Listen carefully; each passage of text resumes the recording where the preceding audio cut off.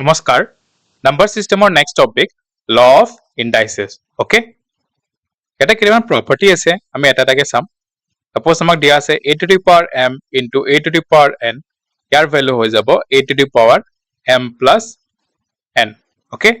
যদি আছে a to the power m by a to the power n তো ইয়াৰ value হৈ যাব a to the power m minus m.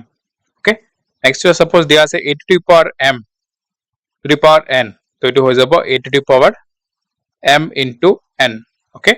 Next suppose দিয়া আছে a into b to the power m তো এটো হৈ যাব a to the power m into b to the power m. Okay. Next whole suppose আমাক দিয়া আছে a by b to the power whole to the power m তো এটো হৈ যাব a to the power m by b to the power m. Okay. Next suppose আমাক দিয়া আছে a to the power 0 equal to 1. Okay.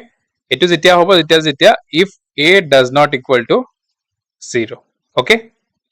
Next point to hold a to the power minus n year value হৈ যায় 1 by a to the power n. Okay.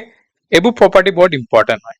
Okay. আমি এটা example কেইটামান চাম suppose 2 to the power 4 into 2 to the power 6 তো এটো হৈ যাব 2 to the power 4 plus 6 মানে 2 to the power 10. Okay.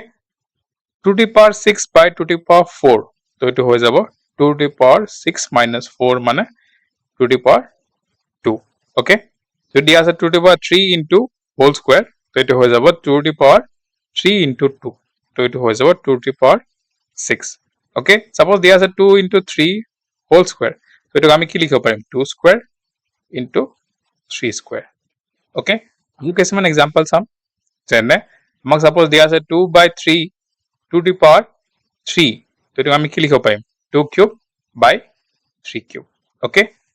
2 to the power minus 2 যদি দিয়া আছে ইয়াৰ meaning হল যে 1 by 2 to the power 2. Okay. যেনেকৈ suppose দিয়া আছে 2 to the power minus 10 year meaning hall 1 by 2 to the power 10. Okay. Suppose দিয়া আছে 10 to the power minus 2 মানে 1 by 10 square. Okay. ধন্যবাদ.